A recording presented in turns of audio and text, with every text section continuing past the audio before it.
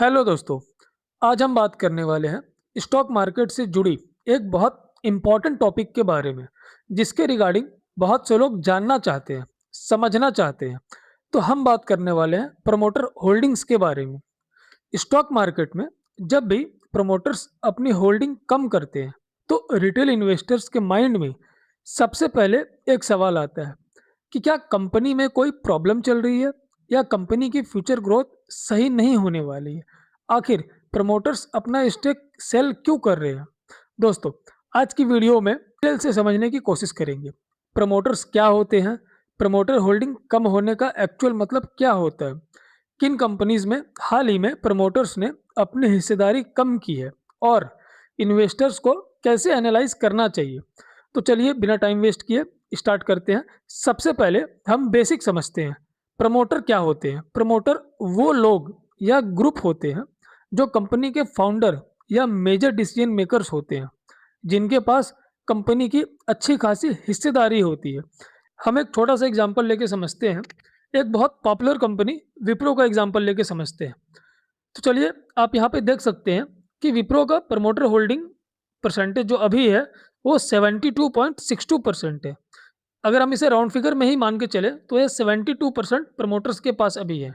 बाकी foreign institutional investors के पास at least 8%, domestic investors के पास 7%, पब्लिक के पास 11%।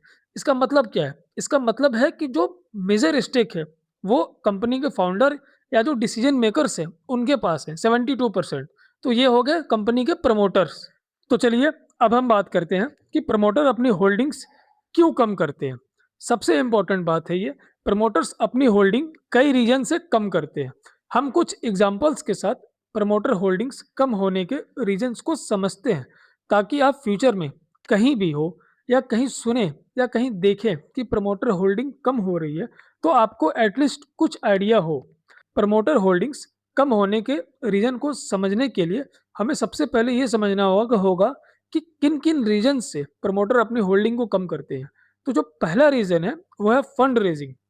कभी कभी कंपनी अपने बिजनेस के एक्सपांसन के लिए, यानी कि बिजनेस को बढ़ाने के लिए कंपनी को कैपिटल की जरूरत पड़ती है। तो कैपिटल कहाँ से आएगा? तो जब कंपनी अपने शेयर्स को बेचती है और कैपिटल रेज करती है अपने बिजनेस को बढ़ाने के लिए, तो ऑब्वियस सी बात है, अगर कोई प्रमोटर अपने स्टेक को सेल करेंगे, वहां से पैसे वो उठाएंगे, फिर अपने बिजनेस में लगाएंगे और अपने बिजनेस को बढ़ाएंगे, तो वहां पे प्रमोटर होल्डिंग्स कम होती है।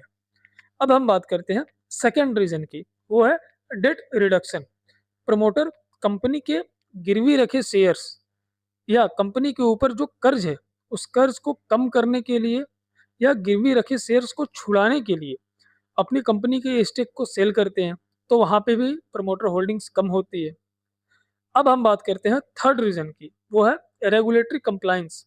आपको पता ही है कि हमारे स्टॉक मार्केट को सेबी रेगुलेट करती है। सेबी यानी कि security exchange board of India.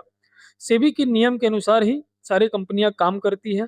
जो भी कंपनी शेयर मार्केट में लिस्टेड है उसे सेबी के बनाए नियम के अनुसार ही चलना होगा।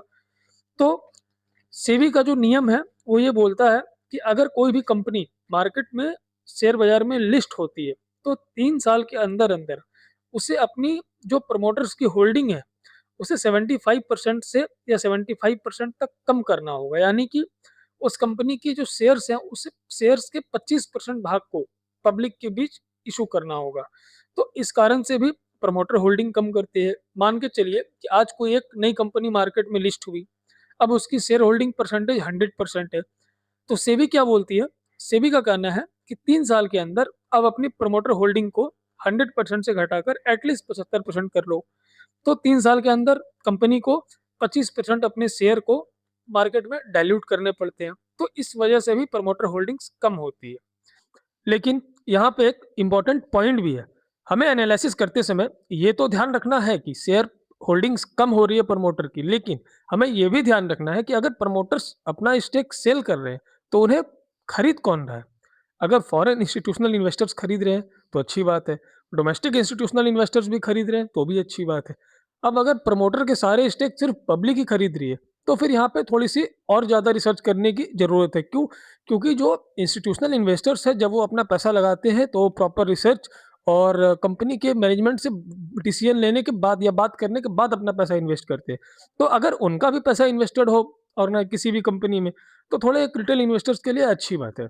अब हम कुछ कंपनीज़ को स्टडी करेंगे जिसमें प्रमोटर होल्डिंग्स कम हुई है। वैसे तो बहुत सारी कंपनियां हैं जिसमें प्रमोटर होल्डिंग्स कम हुई है, लेकिन हम कुछ इम्पोर्टेंट और पॉपुलर स्टॉक्स को अभी स्टडी करेंगे। जो पहली कंपनी है वो है आधार हाउसिंग फाइनेंस। यहाँ पे आप देख सकते हैं जो प्रमोटर के पास स्टेक है वो है 64.90। अगर हम राउंड फिगर की बात करें तो 64%। इससे पहले कितना था? 75%। यानी 75% से घटकर वो 64% हो गया। यानी कि प्रमोटर ने अपनी स्टेक को सेल किया। ठीक है, अब इसे खरीदा कौन? प्रमोटर ने सेल किया तो खरीद कौन रहा है? अगर आप देखेंगे एफआईएस की होल्डिंग भी ऑलमोस्ट ऑलमोस्ट सेम है, 6.19 6.13। डीआईएस की होल्डिंग में थोड़ी सी बढ़ोतरी हुई है 8.45 से 9.15। लेकिन पब्लिक की अगर आप शेयर होल्डिंग्स को देखो तो 10.17 से 19.83। यानी कि प्रमोटर ने स्टेक को सेल किए तो ज्यादातर स्टेक्स रिटेल इन्वेस्टर ने खरीदा है। चलिए अब नेक्स्ट कंपनी में बात करते हैं। नेक्स्ट कंपनी है विशाल मेगा मार्ट। आप यहाँ पे देख सकते हैं दिसंबर 2025 में इनकी होल्डिंग थी 54% प्रमोटर की। अब मार्च 2026 में 40% हो गई है, घट के 54 से घट के 40 हो गई है। तो प्रमोटर्स ने अपने स्टेक को सेल किया, लेकिन खरीदा कौन? तो यहाँ पे आप देख सकते हैं जो फॉरेन इंस्टीट्यूशनल इन्वेस्टर्स हैं उन्होंने भी इस माल को उठाया है। क्यों? क्योंकि इससे पहले 15.52% थी, अब उनकी पोजीशन 22% हो गई है। डोमेस्टिक इन्वेस्टर्स ने भी काफ़ी अच्छा इसमें परचेज किया है, 25.47% से 32%। और थोड़ा बहुत पब्लिक ने भी परचेज किया है। चलिए अब नेक्स्ट कंपनी की तरफ बात करते हैं। नेक्स्ट कंपनी है बायोकॉन। यहाँ पे आप देख सकते हैं प्रमोटर के पास 54% स्टेक था, अब स्टेक हो गया 44.91%। और एफआईएस की पोजीशन ऑलमोस्ट ऑलमोस्ट सेम है। डीआईएस की पोजीशन में थोड़ी सी बढ़ोतरी हुई है 21% से 24%। हाँ, पब्लिक के पोजीशन में काफ़ी अच्छी बढ़ोतरी हुई है 16% से 23%। इसका मतलब मेजरली स्टेक पब्लिक ने परचेस किया है। तो दोस्तों आज हमने समझा कि हर प्रमोटर सेलिंग नेगेटिव नहीं होती। कई बार इसके पीछे स्ट्रेटजी प्लानिंग होती है, फंड रेजिंग होता है, कंपनी के ऊपर जो कर्ज होता है उस कर्ज को कम करना होता है, और सेबी के नियम को फॉलो करने के लिए भी कई बार प्रमोटर होल्डिंग्स को कम करना पड़ता है। अगर आप ऐसी informative stock market analysis video को पसंद करते हैं तो चैनल को सब्सक्राइब जरूर करें, ताकि आप तक अच्छी और स्टॉक मार्केट से रिलेटेड फैक्ट न्यूज़ पहुंचती रहे। मिलते हैं नेक्स्ट वीडियो में, तब तक के लिए बाय बाय।